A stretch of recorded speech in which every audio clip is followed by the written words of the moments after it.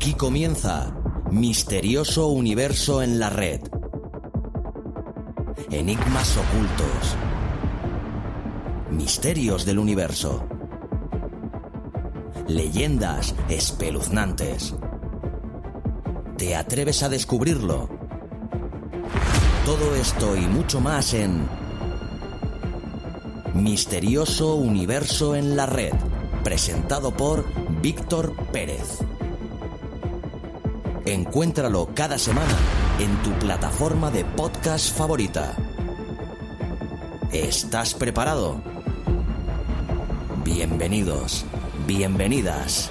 Aquí comienza Misterioso Universo en la Red.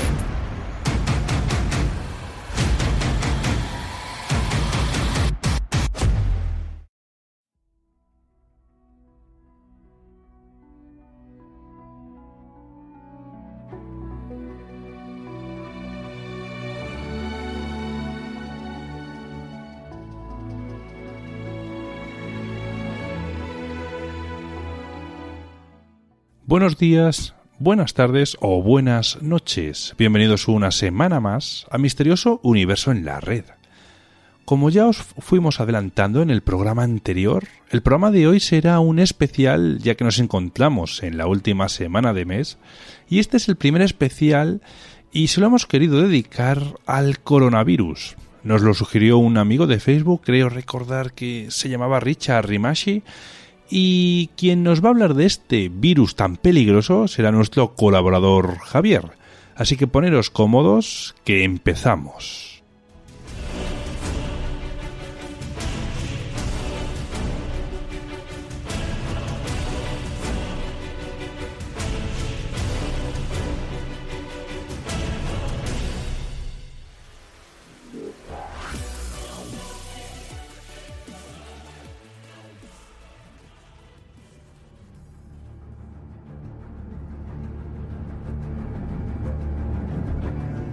Esta noche se reportan 6.064 contagios, 5.999 en China, 65 casos en otros 14 países. Ya hay casos reportados en Alemania, en Japón y en Tailandia, en donde, por cierto, ninguno de los pacientes ha estado en China, es decir, que ya se contagiaron en su propio país. Estados Unidos se está preparando para una pandemia de coronavirus porque los expertos dicen que esto es una posibilidad muy real y que el coronavirus es más contagioso de lo que originalmente se pensó. Esta semana el coronavirus ha acaparado muchísima atención mediática. Ya se ha cobrado más de 800 vidas, mientras que los casos confirmados de contagio han superado los 37.000. Pues como os hemos hablado anteriormente, hace unos segundos, vamos a empezar a hablar del coronavirus y Javier va a ser quien nos lleve y nos guíe durante este programa. Os comenté que intentaríamos darle descanso a los colaboradores, pero bueno, Javier insistió tanto en que él quería llevar este tema, así que pues no se le pude decir que no, y encima lo hace de buen agrado. Pues nada, vamos a ver qué nos cuenta Javier. Javier, muy buenas, ¿qué tal? Hola, muy buena, Víctor. Encantado de estar aquí en este especial esta semana. Bueno, es el primero, espero de muchos que vayamos a ir haciendo y bueno, espero que este formato de especiales también le guste a nuestra audiencia. Con esa intención lo hacemos. Claro que sí. Además tenemos una audiencia muy agradecida y vamos a ponerlo todo lo que esté de nuestro lado para que se enganchen aún más si pueden al programa, claro que sí, y lo que haga falta. Desde luego, además está creciendo bastante rápido nuestra audiencia y eso es algo de agradecimiento porque la verdad que, bueno, pues como siempre digo, es un empujoncito más que nos dan y para que sigamos con este proyecto. Así que, Javier, vamos a empezar si quieres. ¿Y qué te parece si hablamos, por ejemplo, del riesgo de contagio que podría existir aquí en España de este coronavirus?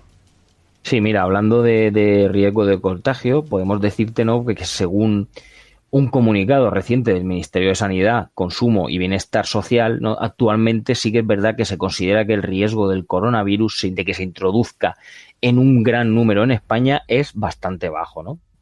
En España, de hecho, no hay vuelos con conexión directa a Wuhan, y esta ciudad no es un destino turístico popular entre los españoles.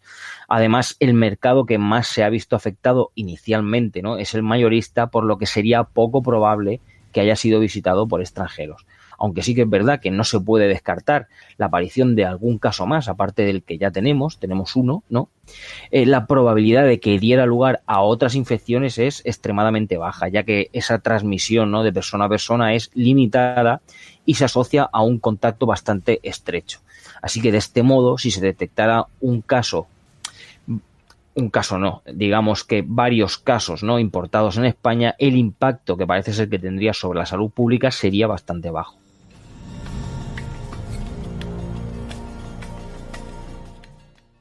Javier, y este virus creo que se debe a una sopa que está hecha de murciélago. ¿Qué sabemos de esta famosa sopa?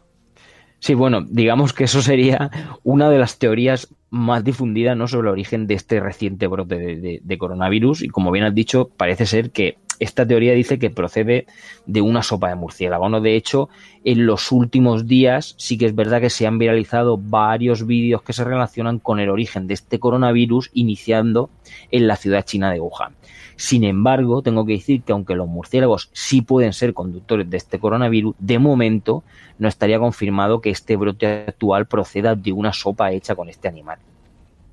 También te tengo que decir, por ejemplo, que los murciélagos ya fueron relacionados anteriormente con la transmisión de este coronavirus cuando hubo un brote en 2002, preguntando sobre si este animal podría ser, sobre si ese animal portador, ¿no?, por decirlo de alguna manera, podría ser un murciélago. Hubo un investigador del Departamento de Biología Celular y Molecular del Centro Nacional de Biotecnología y el director del laboratorio del coronavirus de la CNB, que es Luis Enjuanes, que aseguraba que estos animales pueden transmitir muchos coronavirus y que se utilizan para la alimentación en China.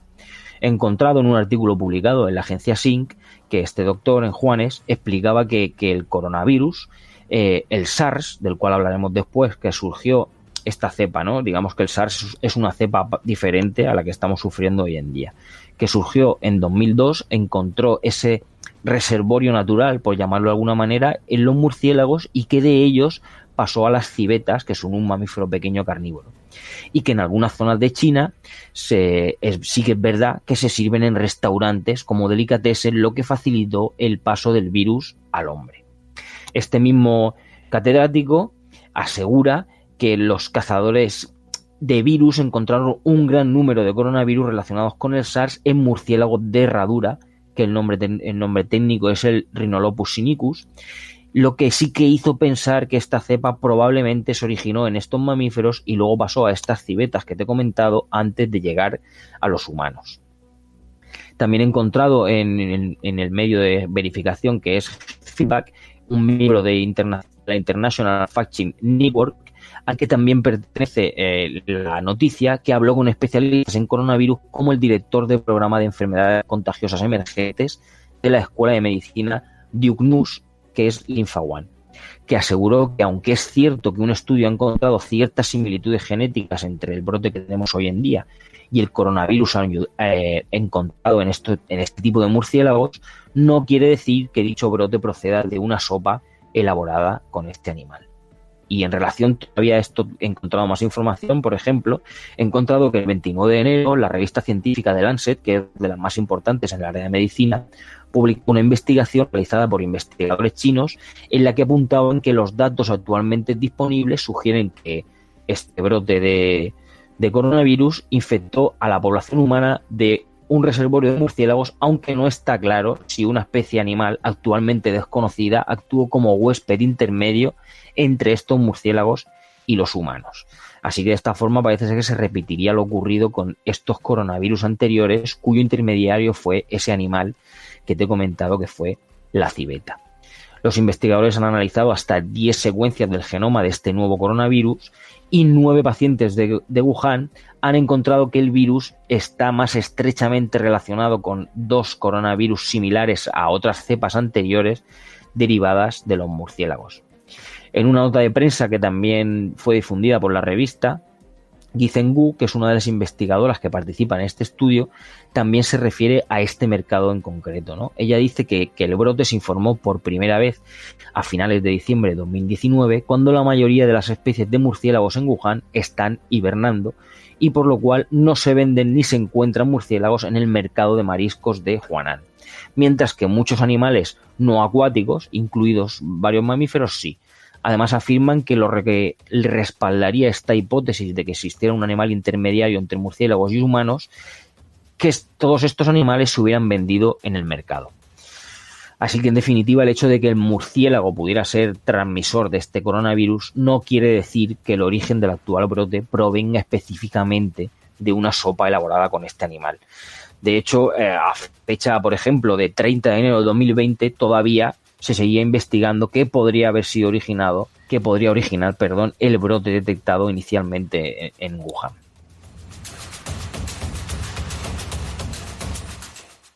Javier, con la aparición de este virus también ha aparecido una terminología que le han puesto a unas personas que se llaman supercontagiadores y que podemos saber de esta gente. ¿Por qué ese nombre? Pues sí, la verdad es que es bastante curioso, ¿no? Y si lo piensas bien, el nombre casi nos da todas las pistas, ¿no? Estos supercontagiadores pues son personas cuya capacidad para transmitir el virus, a veces por razones desconocidas, multiplica a la de cualquier paciente medio.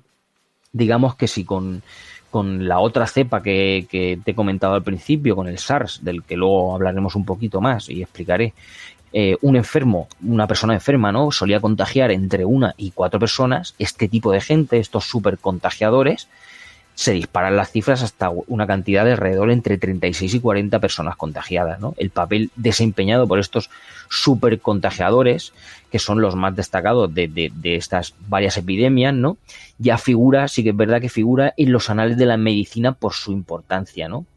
El médico Liu Jianlun, que es considerada la persona que, por ejemplo, que involuntariamente hizo que la otra cepa que de la que estoy hablando todo el rato, que es el SARS, pasara de ser un problema de China a una epidemia global. Contando un pequeño trozo haciendo un pequeño resumen del caso de este hombre, ¿no? Este médico, este facultativo, que acabó falleciendo por la enfermedad, quiso acudir en 2012 a una boda familiar en Hong Kong, a pesar de encontrarse ya bastante mal con algunos de los síntomas de esta dolencia. Pues bien, este hombre continuó trabajando, atendió varios enfermos, se marchó de viaje, se hospedó en la 9ª planta de un hotel, me parece que era el Hotel Metropol, y en ella contagió a unos 16 huéspedes que tenía en habitaciones contiguas. El virus luego se fue encontrado incluso en espacios comunes como el pasillo o la zona de ascensores del piso. Y ya las personas que resultaron, estos 16 huéspedes que resultaron infectados por este doctor, fueron las que propagaron a su vez el virus a Canadá, Vietnam, Singapur e incluso Taiwán. Y con el otro virus, con el MERS, un solo paciente de un hospital de Seúl infectó a 82 personas. Entre ellos había enfermeros, visitantes, personal sanitario, lo que suponía casi la mitad de los 186 afectados por el brote que Corea del Sur sufrió en el 2015.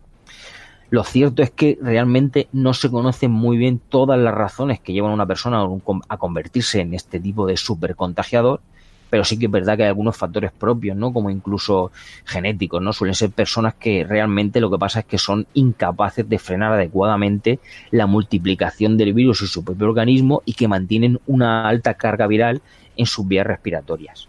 Y hablando de supercontagiadores, tengo que decirte, Víctor, a ti y a todos nuestros amigos, que la supercontagiadora más famosa de la historia es Mary Malone. Zipoid Mary, que es como se le conocía, era una cocinera que era la portadora asintomática, o sea, ella ni siquiera sufría, simplemente transportaba el virus, no sufría los síntomas, pues ella portaba la bacteria de la fiebre tifoidea, que fue recluida tras de sí un reguero de brotes a principios del siglo XX en Estados Unidos que causó estragos muy importantes.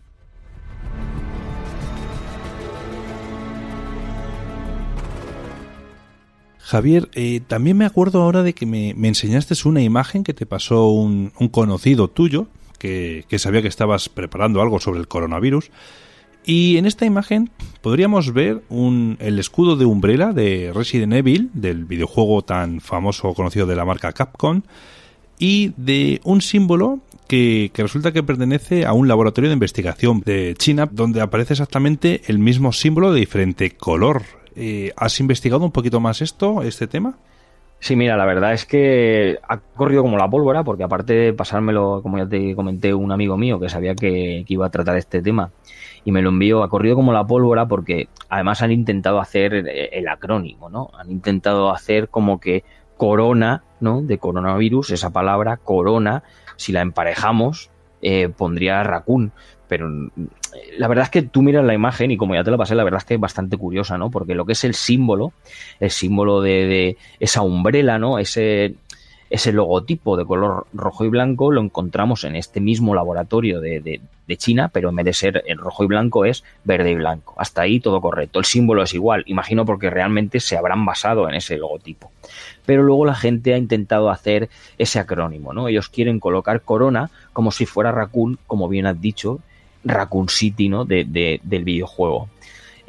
Pero no es así. Realmente Raccoon, del Raccoon del videojuego, Raccoon City se escribe con 2 Cs y 2 Os, y Corona no tiene 2 Cs, con lo cual ya te digo que lo que han intentado ha sido por lo típico, ¿no? Ya sabes que todos estos memes y todo este tipo de bromas intentan, que no es una cosa para reírse, pero la verdad es que sabes que de seguida saltan memes de cualquier tipo de cosa, y lo han intentado con el logotipo de este videojuego y con el coronavirus.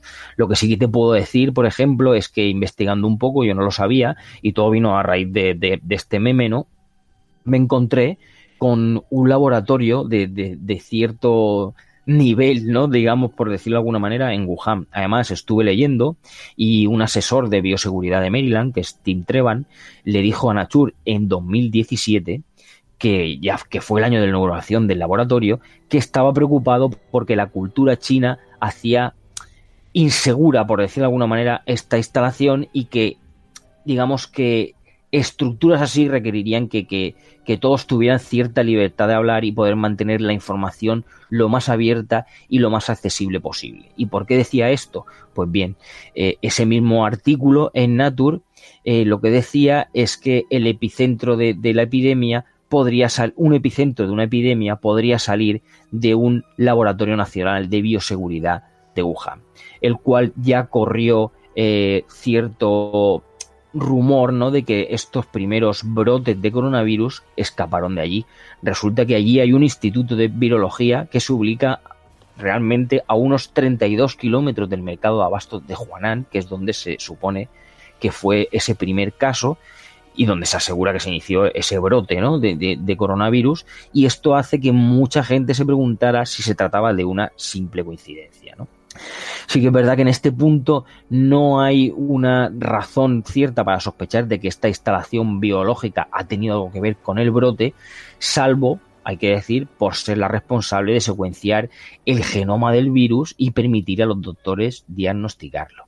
Este laboratorio de Wuhan, además, fue el primer gigante asiático en ser diseñado bajo el nivel de bioseguridad 4, que es el nivel más alto posible, lo que significa que está calificado para manejar algunos de los patógenos conocidos más peligrosos por el hombre. Los laboratorios que están en la parte baja, ¿no?, están equipados con trajes protectores y gabinetes especiales de trabajo preparados para confinar los virus y bacterias más peligrosos y que puedan ser transmitidos a través del aire. He estado mirando y resulta que alrededor del mundo tan solo hay 54 de estos laboratorios, y el laboratorio de Wuhan, aparte de todo esto, también está equipado para la investigación animal, casualmente, ¿no?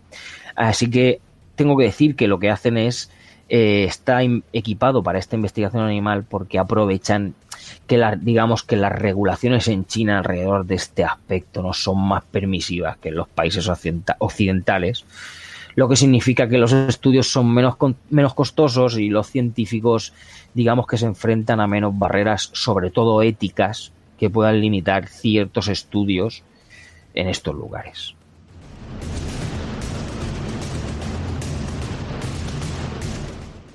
Javier, por curiosidad, ¿esta es una de las mayores pandemias de la historia o hay algunas más superiores a estas? Sí, tenemos muchas y mucho más superiores. Esta realmente no.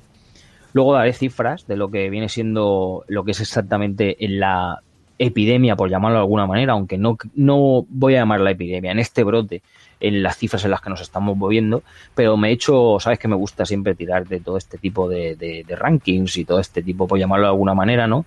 Y hemos hecho un resumen de las 10 pandemias más letales de la historia y te voy a decir que esta no está ni mucho menos cerca, ¿no? Mira, voy a empezar vamos a ir del final al principio, ¿no? Y te voy a decir, por ejemplo, que en el puesto 10, ¿no?, estaría la gripe de Hong Kong. Que esta sería una pandemia más de gripe causada probablemente por una variación de la gripe A, y esta variante que apareció durante un verano podría ser una cepa mutante que se propagó durante muy poco tiempo por todo el mundo siguiendo las mismas líneas de difusión que la llamada fiebre asiática que hubo en 1957. Esta pandemia se llevó por delante a casi 1 millón de personas en muy poco tiempo y es una de las razones por las cuales saltan las alarmas cada vez que se habla de gripe o de gripe aviar.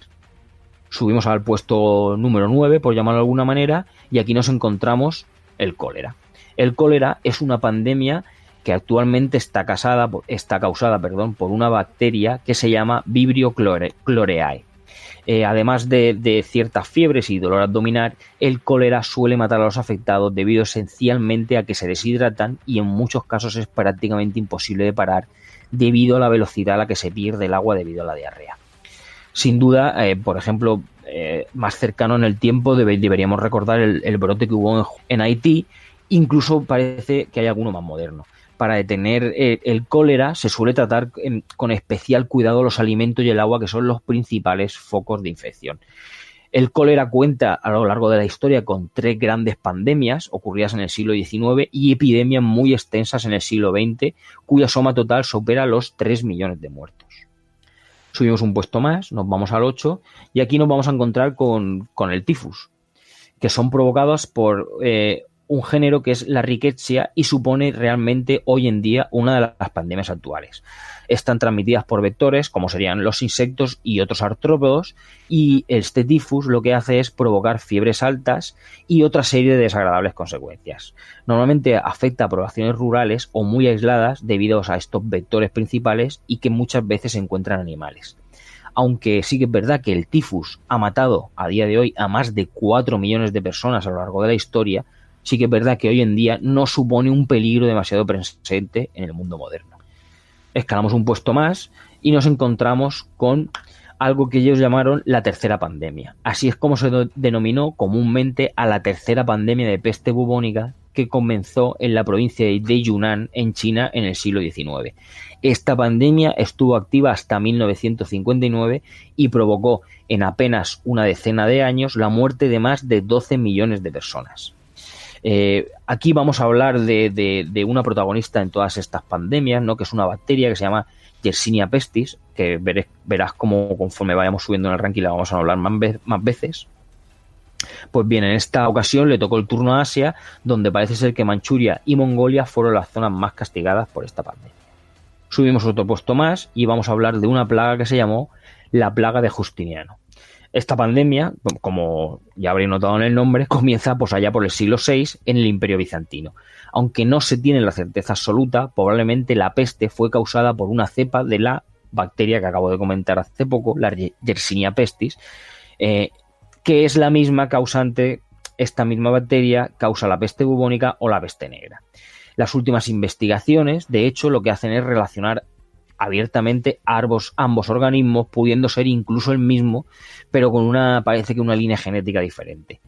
Y ya, hipótesis aparte, ¿no?, lo cierto es que esta pandemia se extendió por todo el imperio y por mucho más lejos aparte de todo el imperio.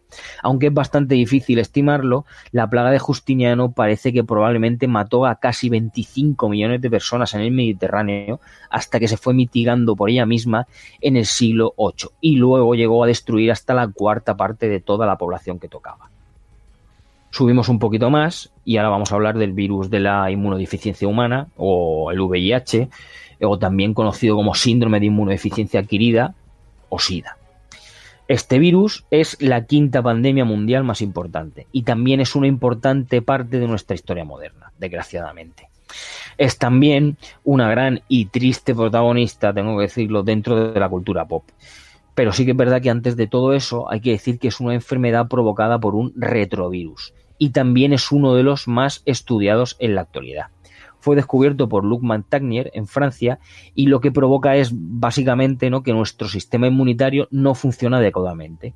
Por tanto, lo que habría que decir básicamente es que no es el virus en sí lo que provoca las consecuencias letales, ¿no?, sino que destruye nuestra capacidad de defendernos antes, y entonces cuando llegan otras enfermedades más comunes y corrientes, cualquier infección, cualquiera de estas enfermedades más comunes puede matarnos. El VIH, tengo que decir que ha matado en el mundo a más de 25 millones de personas y actualmente todavía sigue siendo hoy en día un peligro. La suerte de esto es que solo puede transmitirse mediante contacto directo con mucosas o la sangre, por lo que su transmisión es más difícil de lo que parece. Además, hoy en día ya existen ciertos tratamientos y algunos descubrimientos muy prometedores para mejorar la calidad de vida o incluso tratar en cierta medida, no digamos, la infección, aunque también hay que decir que actualmente no existe ninguna cura definitiva, ni siquiera conocida.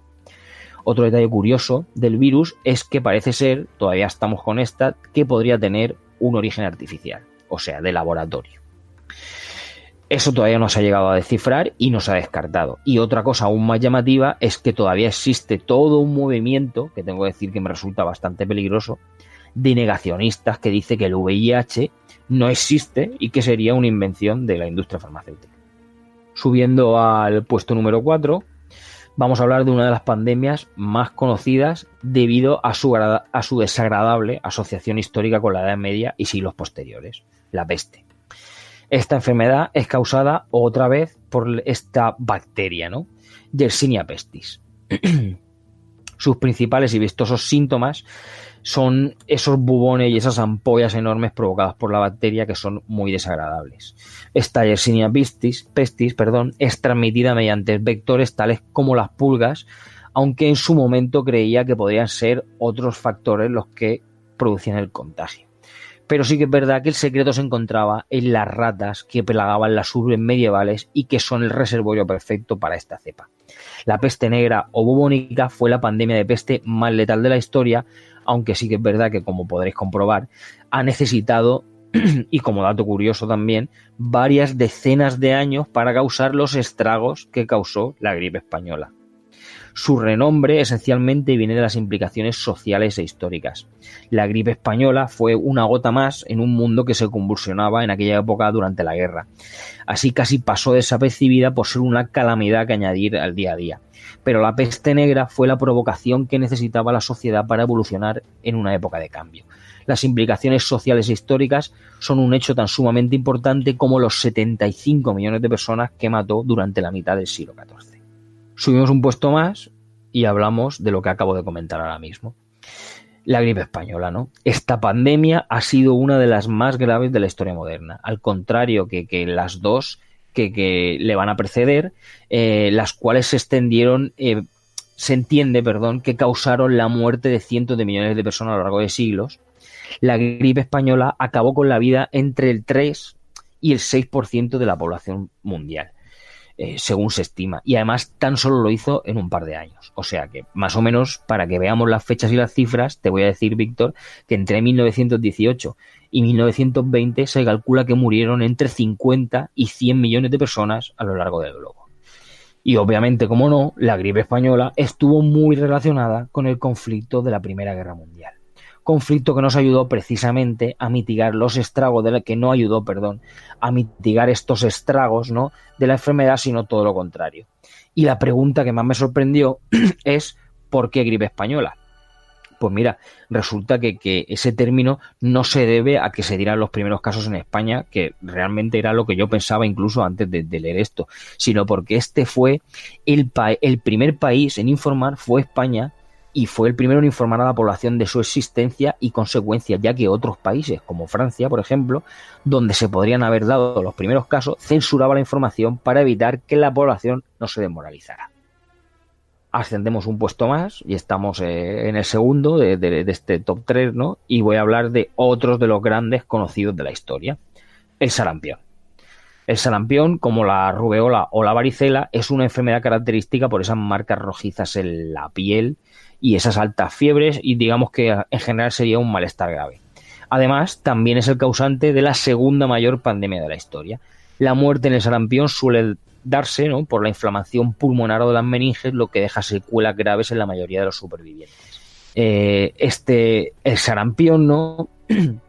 Lo que pasa es que se contagia mediante contacto directo o por el aire mediante esas gotas de vapor que exhalamos y ese polvillo que sale de esas pústulas, por llamarlo de alguna manera, aunque no son pústulas, son más bien granos, estas marcas rojizas en la piel, ¿no? Sueltan como un polvo, que se expande en el aire donde esté el enfermo y nosotros exhalamos sin darnos cuenta.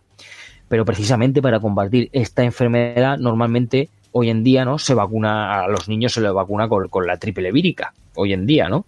Debido a que el sarampión, tengo que decir que no tiene en sí una cura específica, al igual que ocurriría, por ejemplo, con el ébola. Lo único que podemos hacer es prevenir el contagio. La enfermedad es una de las más antiguas que se conoce porque se conoce desde hace más de 3.000 años y su principal problema es la alta tasa de contagio que tiene. Hasta el momento, y hay que decir que aunque hemos controlado bastante eficazmente la enfermedad, tengo que decir que el sarampión ha matado a más de 200 millones de personas y todavía no se ha erradicado a pesar de los esfuerzos de la Organización Mundial de la Salud.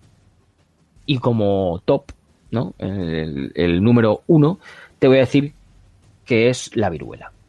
La viruela es la enfermedad más infecciosa y mucho más grave de lo que la gente podría parecer, ¿no? Está causado por variola virus, que digamos que es de una familia que llaman los poxvirus, y no solo ha sido la pandemia que más muertos ha causado en la historia de la humanidad, sino que además ha dejado a millones de personas desfiguradas a lo largo y al ancho del mundo. Básicamente, como sabrá mucha gente, la viruela provoca la salida de numerosas pústulas, ¿no? Aquí sí que hablamos de pústulas que dejan una marca en la piel, seguramente que no se va a poder quitar la persona que ha sido infectada en la vida. La viruela, hoy en día, hasta donde se conoce, es un virus que solo afecta a los humanos en su variante infecciosa, porque hay unas variantes que no son infecciosas, y su transmisión es muy parecida a la del ébola, mediante fluidos corporales y contacto directo. Esta pandemia se conoce desde hace mucho tiempo atrás y se cree que pudo aparecer en el 10.000 a.C.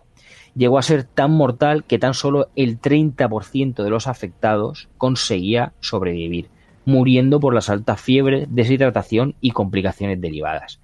Especialmente fue terrible en el siglo XVIII, donde la viruela lo que hizo literalmente fue diezmar a las poblaciones afectadas. Pero además de ser tan letal, la viruela también ha sido una triste, ¿no?, protagonista en la historia, ya que triste me refiero por la gente que moría, pero por otro lado tenemos que la primera vacuna diseñada en la historia, que fue diseñada por E. Jenner en 1976, fue precisamente creada para tratar la viruela.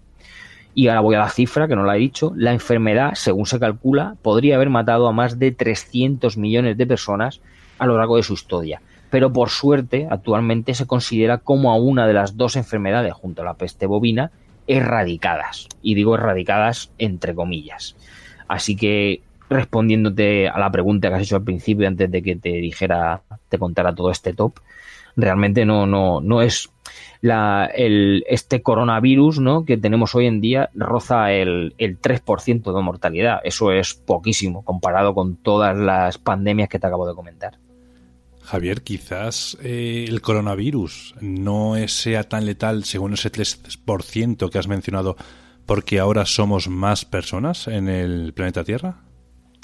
No, realmente lo que pasa es que lo que es esta nueva cepa, ¿no?, por decirlo de alguna manera, realmente si nos ponemos a mirar los casos en los que ha sido la gente que ha muerto, ¿no?, por este coronavirus, realmente, si miramos bien, casi todos tenían algún problema respiratorio ya, o eran personas mayores en las cuales esa capacidad inmunológica no está, digamos, al 100%, ¿no? Pero por lo demás, realmente si nos ponemos a observar lo que es todo lo que viene siendo de este coronavirus, ¿no?, que además dependiendo de, porque hay muchas cepas, ¿no?, de coronavirus, pero y cada una puede, digamos, puede causar diversas afecciones, ¿no? Pues desde un resfriado común, Víctor, un resfriado común es un coronavirus. Pues a partir de ahí hay enfermedades mucho más grandes, ¿no? Como la bronquitis, la bronquiolitis, la neumonía. Y luego esas dos cepas, ¿no? Que he estado comentando en acrónimos, nunca mejor dicho, anteriormente, que una es el MERS y otra es el SARS, y son conocidas como el síndrome respiratorio de Oriente Medio y el síndrome respiratorio agudo grave, ¿no? Uh-huh. Entonces, algunos de estos coronavirus, lo que pasa es que, hablando en concreto más de ellos, ¿no? Hablando, por ejemplo, del MERS, para no dejar a la gente ahí a medias, ya que los he nombrado varias veces, esta cepa, este MERS, que fue cuando se identificó en 2012, fue llamado inicialmente coronavirus 2012 y luego le cambiaron el nombre, ¿no? Es por el síndrome respiratorio de Oriente Medio y tiene su porqué, ¿no? La Organización Mundial de la Salud, el 28 de septiembre de 2012, declaró que no pareciera que este virus pudiera transmitirse fácilmente de persona a persona. Sin embargo, el 12 de mayo de 2013, un caso de transmisión de humano a humano en Francia fue confirmado por el Ministerio de Asuntos Sociales y Salud de Francia. Además, los casos de transmisión de humano a humano fueron reportados por el Ministerio de Salud de Túnez. 2 casos confirmados parecía que habían contraído la enfermedad de una persona que había enfermado y había muerto después de que lo visitaran en Qatar y en Arabia Saudí. Aún así, parecía que el virus tenía ciertos problemas para difusión de humano a humano, ya que la mayoría de esas personas infectadas no se transmitían el virus entre ellos. Pues bien, te he comentado para el 28 que esto empezó, la OMS lo dio el 28 de septiembre. Pues para el 30 de octubre de 2013 ya había 124 casos y 52 muertes en Arabia Saudí, lo cual tampoco son unos números muy drásticos, ¿no? En mayo de 2014, hablando de este mismo caso, los 2 únicos casos de infección que se dieron en Estados Unidos, que también se dieron y se registraron, también fueron ocurridos en trabajadores de hospitales que trabajaban en Arabia Saudí y después se desplazaron a Estados Unidos. Estos casos la gente fue hospitalizada temporalmente y finalmente dada de alta. No era gente que tuviera tenía una buena salud, por llamarlo de alguna manera. En 2015, un nuevo brote de este MERS se produjo en Corea del Sur cuando un hombre que había viajado a Oriente Medio, otra vez, visitó 4 hospitales diferentes en la área de Seúl para tratar su enfermedad. Esto provocó, sí que es verdad, que uno de los mayores brotes de MERS fuera del Oriente Medio. En diciembre, fíjate tú hasta dónde vamos a llegar, en diciembre de 2019, 2.468 casos de infección por este MERS habían sido confirmados por pruebas de laboratorio, de los cuales 851 fueron mortales. Eso da una tasa de mortalidad del 34,5%, muchísimo más grave de nuestro coronavirus actual. Y dando una pequeña nota sobre el otro, que es el SARS, como ya te he comentado, el síndrome respiratorio agudo grave. En 2003, ¿no? Fue cuando sucedió este brote. Este brote, también voy a decir que había comenzado en 2002 y fue en Asia. Sí que es verdad que en otras partes del mundo también lo hubo, pero digamos que fue más secundario, ¿no? Pues la Organización Mundial de la Salud, la OMS, emitió un comunicado de prensa indicando que este nuevo coronavirus identificado era el agente causante de este SARS, ¿no? Este virus fue nombrado finalmente el coronavirus del SARS y tengo que decir que más de 8.000 personas fueron infectadas y aquí hablamos de una tasa de mortalidad del 10%. Tampoco... O sea, era alta, pero no tiene nada, o sea, ni de lejos nos acercamos con este nuevo coronavirus, por llamarlo de alguna manera. No nos acercamos ni siquiera a todo este tipo de números, ¿no? Digamos.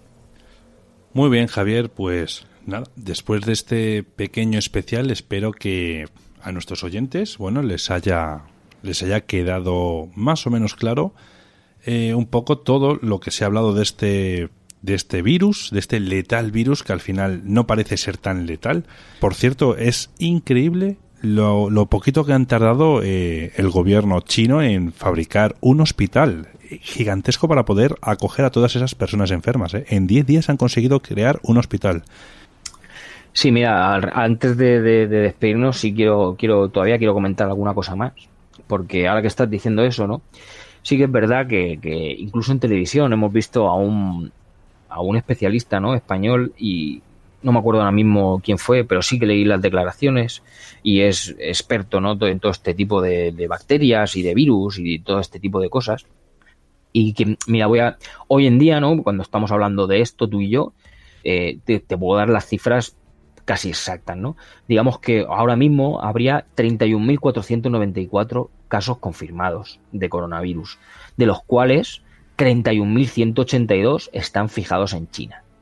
Pues bien, de esos 31.494 hay 1.624 que ya se han recuperado y 638 muertes. Y o sea que es lo que te he comentado, ¿no? Alrededor de un 3%, porque tenemos que pensar que de esos 31.494 y 1.624 recuperaciones y 638 muertes, si hacemos cuentas, aún nos quedan muchísimos casos que lo que están es progresando. O sea, cuando no han muerto es porque lo normal es que, aunque se recuperen un poco a una velocidad un poco más lenta, ¿no?, se van a acabar recuperando. Pero sí que es verdad que ahora que has comentado eso del hospital, ¿no?, estoy muy de acuerdo con este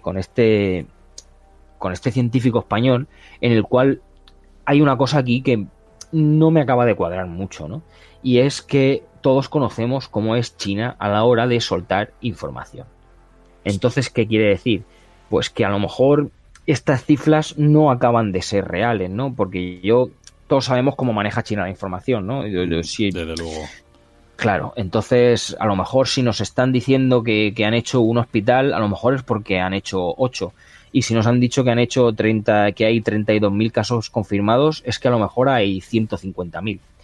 Es algo que todos conocemos de China y que no me acaba de gustar mucho porque no son del 100% transparentes a la hora de nada, porque iban a serlo en esto. Yo, por lo menos, Javier, las cifras que había oído superaban bastante más esas 31.000. Es decir, como tú bien has comentado, el gobierno chino, yo he oído que está engañando y está falsificando esas cifras. Puede ser, es muy probable que esas cifras no sean reales, pero no solamente el gobierno chino, yo creo que en general todas, pero bueno, pero yo creo que sí, que claro, no claro. son. Yo sé por dónde vas, pero yo me refiero, o sea, cuando te he dado estos números, yo te estoy hablando de los números hoy en día, cuando tú y yo estamos hablando de esto. Esos son los números oficiales. Me lo puedo esperar, ya te digo, igual que te digo que no creo que China diga todos los números a 100%, tampoco creo que, por ejemplo, ya no me voy a ir a Estados Unidos, ¿vale? Me voy a quedar, por ejemplo, vamos a quedarnos aquí en España. O sea, si realmente sabes que aquí hay un caso, que se ha certificado como que es coronavirus, pero ya te digo, no va a pasar de un resfriado un poco más grave, porque si eres una persona... Es que los síntomas, ya te digo, además, lo sabrás tú y lo sabrán casi todos nuestros oyentes, ¿no? Estos síntomas son, si es que es un resfriado normal y corriente, tos, fiebre, dificultades respiratorias. Si nuestro sistema inmunológico está bien y somos una persona sana, no tenemos por qué tener problemas. Entonces, no creo que... Está claro que todos sabemos que los gobiernos lo primero que quieren hacer es la frase que no haya miedo, que no cunda el pánico. Eso es muy importante para ellos, pero tampoco creo que les sea muy beneficioso escondernos muchísimos más datos, ¿no? Por lo menos a la hora de nosotros aquí. Yo ya te digo, dudo mucho de las notas que China trae hacia aquí, pero entre nosotros, no sé hasta qué punto, por lo menos, bueno, y si no sé, mira lo que te digo, no quiero creer que nos engañen mucho a ese nivel. Lo sabremos con el tiempo, Javier, como siempre. Habrá que esperar y habrá que analizar una vez que todo esto esté ya más calmado. ¿Qué hubo de verdad, qué hubo de mentira? Y en el programa lo traeremos para comentárselo a nuestros oyentes. ¿Te parece, Javier? Claro que sí, cuando vayamos teniendo más datos y más, sobre todo, confirmaciones y todo este tipo de cosas. Además, espero no tener que tardar mucho en traerlo, porque ya he estado también leyendo por ahí que ya se ha hecho, unos científicos australianos han hecho un primer cultivo del virus para intentar encontrar una vacuna y todo eso, así que esperemos que sea más bien pronto que tarde cuando lo volvamos a traer, y eso será buena señal. Ojalá y lleves razón y realmente encuentren esa vacuna para que se reduzcan radicalmente esa cantidad de víctimas. Javier, muchísimas gracias por habernos contado este temilla hoy del coronavirus y nada, te veo en el próximo programa la semana que viene. Claro que sí, Víctor. Volvemos a nuestros programas normales, ¿no? Pues llamarlo de alguna manera, y otra semanita más que estaremos aquí, claro que sí, y sin problema. Sabes que puedes contar conmigo para lo que quieras. Venga, pues muchísimas gracias, Javier. Que tengas una muy buena semana. Igualmente, un abrazo para ti y todos los oyentes.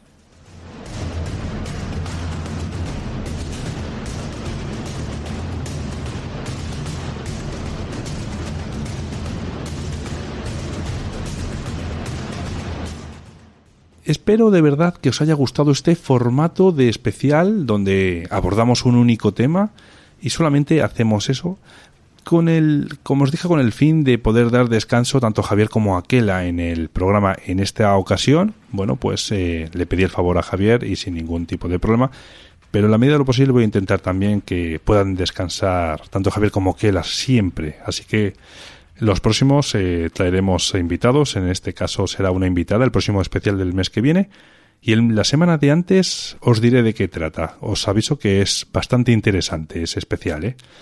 Os voy a pasar ya a recordar las formas de contacto. En Twitter nos podréis encontrar como @universored, nos podéis hacer llegar un email a través de misteriosouniversored@gmail.com. El Facebook nos vais a poder encontrar con el mismo nombre del programa. Tenemos un teléfono de WhatsApp que es el 689 80 96 32. Acordaros de añadir el más 34 si os encontráis fuera de España. También os vais a poder, si queréis, unir al grupo de Telegram que vais a poder encontrar en la descripción de este programa y de todos. Y nada, solamente me queda desearos que tengáis una muy buena semana y que nos vemos en el próximo programa. Un fuerte abrazo para todos.